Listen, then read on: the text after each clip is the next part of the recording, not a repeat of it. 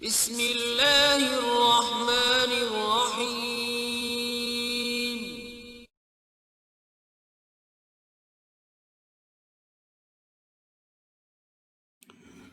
حضرت صابر صاحب کی والدہ 3 سال بعد ہرات سے پاک پٹن تشریف لائیں۔ بھائی سے کہنے لگیں کہ آپ کی صاحبزادی خدیجہ بیگم سے اگر علی احمد کا نکاح ہو جائے تو کیسا اچھا ہو۔ حضرت بابا صاحب نے فرمایا، ہاں ہے تو ٹھیک، مگر علی احمد شادی کے قابل نہیں، وہ ہر وقت حالت جذب میں رہتا ہے، ایسی حالت میں ان کی شادی کرنا بیکار ہے۔ ہمشیرہ نے کہا، بھائی وہ جیسا بھی ہے، میرا بچہ یتیم ہے، بن باپ کا ہے اور میں بیوہ ہوں، اس لیے آپ اپنی صاحبزادی دینے سے کترا رہے ہیں۔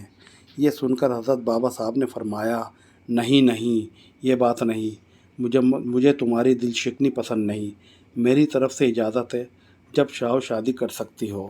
21 شوال 613 ہجری بروز بدھ، عصر اور مغرب کے درمیان نکاح ہو گیا۔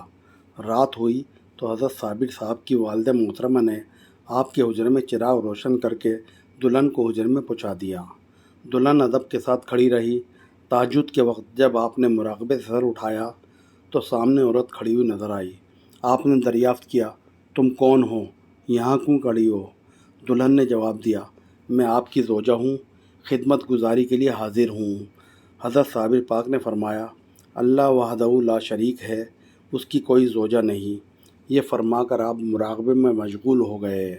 یہ الفاظ حضرت صابر پاک کی زبان سے نکلے ہی تھے کہ اسی وقت زمین سے آگ نمودار ہوئی اور آنن فانن آپ کی دلہن جل کر راکھ بن گئی۔ حضرت صابر پاک کی والدہ کے دل میں طرح طرح کے خیالات آ رہے تھے۔ وہ حضرت صابر پاک کی مجذوب حالت سے باخبر تھیں۔ احتیاط کے طور پر انہوں نے حجرے کا دروازہ کھلوایا۔ یہ دیکھ کر کہ حضرت صابر پاک مراقبے میں مصروف ہیں، سامنے دلہن راکھ کا تودا بنی ہوئی پڑی ہے۔ والدہ محترمہ نے نہایت غصے کی حالت میں حضرت صابر پاک کی پشت پر زور زور سے 2 تھپڑ مارے اور فرمایا کہ میں نے تیرے ماموں کی بیٹی سے تیری شادی کی تھی، تو نے دلہن کا یہ حال کیا، بتا تیرے ماموں کو کیا جواب دوں گی اور کیا منہ دکھاؤں گی؟ حضرت صابر پاک نے جواب دیا، اماں جان میرا کیا قصور ہے، جو ہونا تھا ہو گئے۔ اس ناگہانی حادثے کا اثر آپ کی والدہ محترمہ کے دل پر اس قدر ہوا کہ وہ اسی روز بیمار ہو گئیں۔ بیماری روز بروز بڑھتی گئی، مرض سے جانبر نہ ہو سکیں اور 2 محرم 614 ہجری بروز جمعہ اسی غم میں اس جہان فانی سے دار بقا کو سدھار گئیں۔ والدہ کے انتقال کے دوسرے روز بعد نماز چاشت لنگر تقسیم کرنے کے لیے آپ صابر پاک حجرے سے باہر تشریف لائے تو ابو القاسم بنڈاری نے آپ سے عرض کیا کہ آپ کی والدہ ماجدہ بعد مغرب انتقال فرما گئیں اور اب ان کا جنازہ قبرستان لے جایا جا رہا ہے۔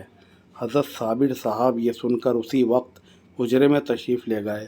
استغراق میں اس درجے غرق ہوئے کہ لنگر تقسیم کرنا بھی بھول گئے اور پورے 9 سال تک حجرے سے باہر تشریف نہ لا سکے۔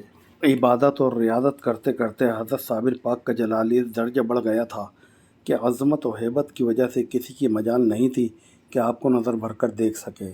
یہی وجہ ہے کہ حضرت بابا صاحب کے 3 صاحبزادے حضرت صابر کی آتش جلال کی نظر ہو گئے۔ حضرت بابا فرید کہیں سفر میں گئے ہوئے تھے۔ 27 محرم 610 ہجری کو حضرت بابا فرید کا صاحبزادہ نعیم الدین، جس کی عمر 3 سال تھی، کھیلتے کھیلتے مخدوم صاحب کے حجرے کے کواڑوں سے جھانکنے لگا۔ اسی وقت خون کے دست جاری ہوئے اور وہ فوت ہو گیا۔ 1 صفر 610 ہجری کو حضرت بابا صاحب کے سب سے چھوٹے صاحبزادے فرید بخش، عمر 1 سال تھی، حضرت مخدوم صاحب کے حجرے کی طرف منہ کر کے پیشاب کر دیا۔ اسی وقت بچھو نے کاٹ لیا، اس کے منہ سے خون جاری ہو کر یہ بچہ بھی فوت ہو گیا۔ 12 صفر 610 ہجری کا واقعہ ہے کہ حضرت بابا صاحب کے جوان سال صاحبزادے عزیز الدین نے بغیر اجازت لنگر خانے میں جا کر ابو القاسم بنڈاری سے کہا کہ آج لنگر ہم تقسیم کریں گے۔ بنڈاری نے منع کیا مگر وہ باز نہ آیا۔ کہنے لگا کہ یہ ہمارے باپ کا لنگر ہے، تم منع کرنے والے کون ہو؟ بنڈاری خاموش ہو گیا۔ عزیز الدین نے لنگر تقسیم کر دیا اور والدہ سے آ کر کہا کہ آج لنگر میں تقسیم کر کے آیا ہوں۔ والدہ محترمہ نے فرمایا، بچے خدا خیر کرے، تم نے برا کیا۔ حضرت مخدوم صاحب وقت مقررہ پر لنگر تقسیم کرنے تشریف لائے تو بھنڈاری نے عرض کیا عزیز الدین تقسیم کر چکا ہے۔ حضرت مخدوم صاحب نے فرمایا کچھ لنگر تقسیم کرنے سے باقی رہ گیا ہے کیا؟ بھنڈاری نے عرض کیا نہیں۔ تو مخدوم صاحب نے فرمایا وہ موذی باقی رہ گیا؟ یہ فرمانا تھا کہ اسی وقت عزیز الدین کی روح پرواز کر گئی۔ حضرت بابا فرید کی خدمت میں رہ کر جب حضرت مخدوم صاحب درجہ کمال کو پہنچ گئے تو حضرت بابا صاحب نے اولیاء عظام کی ایک محفل ترتیب دے کر مخدوم صاحب کو اپنے روبرو بٹھا کر بیعت امامت سے شرف اندوز فرمایا اور اپنی کلہا اڑا کر عمامہ سبز اپنے ہاتھ سے باندھا، جبہ پہنایا، مقراظ، عصا، پیالہ اور مسلح آپ کو عطا کر کے ولایت نامہ تحریر فرما کر دہلی جانے کا حکم دیا اور ارشاد فرمایا کہ بیٹا تم پہلے ہانسی جا کر شیخ جمال الدین قطب ہانسی سے اپنے قطبیت نامے پر مہر ثبت کرا لینا، اس کے بعد دہلی جانا۔ حضرت مخدوم صاحب نے پیر و مرشد کے حکم کی تعمیل کی اور پاک پٹن سے روانہ ہو کر ہانسی پہنچ گئے۔ حضرت شیخ جمال الدین ہانسوی حضرت بابا فرید الدین گنج شکر کے سب سے پہلے خلیفہ تھے۔ حضرت بابا صاحب کو آپ سے بےحد محبت تھی۔ حضرت بابا صاحب جس کو خرقہ خلافت عطا کیا کرتے تھے تو پہلے اس کو ارشاد فرماتے تھے کہ پہلے ہانسی جا کر خلافت نامے پر مہر لگوا لو، بغیر مہر کے کسی کو خلافت نامہ عطا نہ فرماتے تھے۔ حضرت شیخ جمال الدین ہانسوی حضرت امام ابو حنیفہ کی اولاد میں سے تھے۔ حضرت بابا صاحب کے خلفاء میں آپ سب سے بڑے خلیفہ تھے۔ حضرت مخدوم صاحب پاک پٹن سے سوار ہو کر ہانسی روانہ ہو گئے۔ جب وہاں پہنچے تو اپنی سواری پر سوار ہی خانقاہ میں داخل ہو گئے۔ حضرت جمال الدین صاحب نے آپ کا استقبال کیا۔ حضرت مخدوم صاحب سواری پر ہی سوار اندر تک تشریف لے گئے۔ یہ بات اگرچہ حضرت جمال الدین صاحب کو ناگوار گزری، پھر بھی آپ نے کمال اعزاز و اکرام کے ساتھ فرائض مہمانداری ادا کیے۔ دونوں بزرگوں نے ایک ساتھ مغرب کی نماز ادا کی۔ نماز کے بعد حضرت مخدوم صاحب نے اپنی جیب سے خلافت اور قطبیت نامہ نکالا اور دہلی جانے کا مفصل حال بیان کیا۔ اس روز مطلع غبار آلود تھا، آفتاب غروب ہو چکا تھا، رات کی تاریکی پھیلنی شروع ہو گئی تھی، کچھ پڑھا لکھا نہیں جا سکتا تھا۔ جمال الدین صاحب نے فرمایا اس وقت موقع نہیں ہے، اب آپ آرام فرمائیے، صبح کو مہر و دستخط کر دیے جائیں گے۔ حضرت مخدوم صاحب نے اسی وقت مہر و دستخط کرنے پر اصرار کیا تو چراغ طلب کیا گیا۔ اس روز ہوا زور سے چل رہی تھی، ہوا کا جھونکا آیا، چراغ گل ہو گیا۔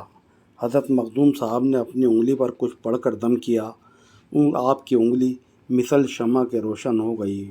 حضرت شیخ جمال الدین ہانسوی یہ حالت دیکھ کر حیران رہ گئے اور فرمایا بھائی تم بڑی جوشیلی طبیعت رکھتے ہو، اگر کسی بات پر جلال آ گیا تو دہلی کو جلا کر خاک کر ڈالو گے۔ دہلی والے خود ہی ضعیف القلب ہیں، ان میں آپ کے جلال کی برداشت کہاں۔ یہ فرماتے ہوئے حضرت شیخ جمال الدین نے مخدوم صاحب کے ہاتھ سے خلافت نامہ لے کر چاک کر دیا۔